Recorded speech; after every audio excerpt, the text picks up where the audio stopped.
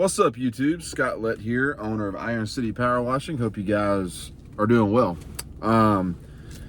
Taking a little lunch break here, figure out to hop on and talk about something that I've noticed in some Facebook groups, which I kind of try to avoid. There's just a lot of bad information in those groups, too many opinions for me. But, and I've had other people kind of in my area ask me these questions, and I figured I would just make a video on this topic. So I'm not real big on following the crowd.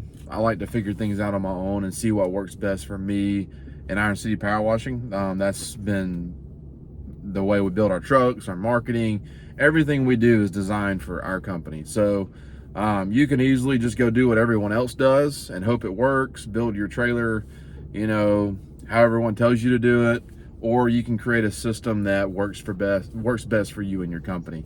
That is totally up to you. So in person or virtual estimates, which one is better?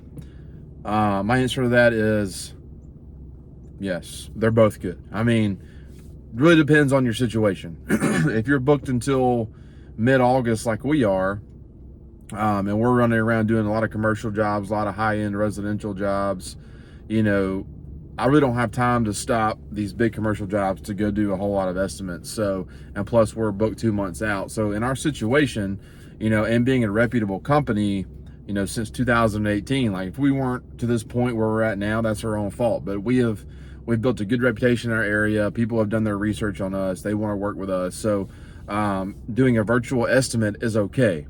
But the rule of thumb for me at Iron City Power Washing isn't necessarily worrying about if it's going to be in person or virtual, but it's really the time frame. Okay, so if someone contacts me and wanting an estimate, I want to get them that estimate by the end of the day, right? So I don't want to make them wait 24 hours, 48 hours, 2 days. Like I've had some contractors come to my house for some work, and it could be a week before, you know, I get the estimate, and then I kind of forget about it. You know, and then it takes me a while to loop back around to, you know, to the estimate. So it's fresh on their mind. So let's get them an estimate as soon as we can, right? That is kind of my mentality, is let's try to get them an email, a text, a phone call saying, hey, you know, this is our estimate. Because usually the first person who sends the estimate and it's in their ballpark of what they're willing to pay, they're going to go with you. Okay, so that's why we close around 60-70% of our estimates. It's not necessarily because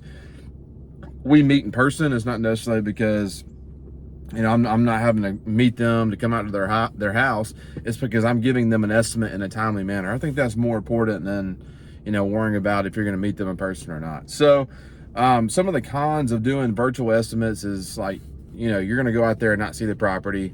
You don't know where the water sources are. You miss out on upsells. And yes, you do miss out on the opportunity to meet the customer. So, and it really just depends on who the customer is. If it's an older couple, you know, they're used to people coming out, and I can kind of sense that when I talk to them, I'll make it a point to go out there. If it's the younger generation, our age, up to 40, 45, they would rather you just look on Google Earth, get a measurement, and do a virtual estimate, okay? So it really just depends on who calls you. It depends on how busy you are. If you're just starting out and you're really needing the work, I advise you to show up and build that bridge of trust and let them know who you are and what you can do and build that relationship. Okay, so if you're just starting off, like, yes, I would advise you to go meet in person, get to know your customer, and really sell yourself and who you are and what you can do. Because if you're new, right? But, you know, as you grow your business and you become more reputable in your footprint of where you service, you know, you really don't have to do as much showing up. Okay, and that's worked for us. And I'm telling you all this based on experience. This isn't what I've been told. This isn't what I've heard or read on these Facebook groups. This is what's worked for Iron City Power Washing. So whatever your company name is, go figure out what works best for you and your company. Okay, so I would say we have a very good mixture of virtual and in-person estimates. If it's a estimate 10-15 minutes from my house, I'm going to show up, right? If I get a call that morning and we have jobs till noon, 1 o'clock, and then I have the back end of the day open, I'm going to go show up, right? If I get a call or an online submission for a quote that's 30, 45 minutes away, you better believe I'm doing a virtual estimate. I'm not driving out there, because then I have to charge them more. So the one specific type of estimate I do show up for, I show up for all commercial estimates. Those are more specialized. The logistics of those are a little bit more, there's more planning involved, right? And that's where the money is. That's what we are. We're mainly a commercial power washing company. So I'm going to show up to commercial estimates. Okay. And then roof washes. People say, hey, I need my roof cleaned. Okay, so a lot of times it's usually just the north or the west facing side. So if you're out there, sending out prices for a roof wash and you're measuring the whole roof and only sections are dirty, you're probably not going to get the job, because you're pricing a whole roof when 2 sections need to be cleaned, right? So if you take the time to go out there and see, or get the customer to send you some pictures, that's one thing you have to be careful about. So, but yeah, guys, there's no right or wrong way to do estimates. Like, I think the biggest thing is getting an estimate to your potential client as soon as you can. Okay, and do what you say you're going to do. Like, if you say you're going to show up at a certain time, show up on time. If you say you're going to get an estimate to them that day, make sure you get it to them that day. Just set realistic expectations. Don't wear yourself out trying to run around and do estimates either. As long as there's clear communication on your end to your customer and your potential customer, that's all that really matters. But just really focus on getting them some sort of estimate, whether it's an email, a text, a CRM type thing. Like, we use Jobber.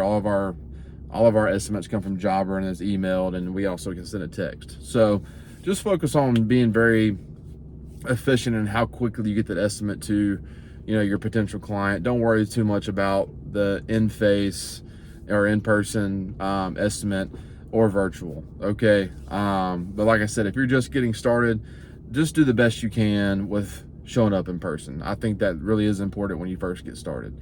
But you more reputable companies like us, who's been around for a while, and you're just slam packed with jobs and estimates and trying to run a business, I think virtual estimates is okay. So that's my personal opinion.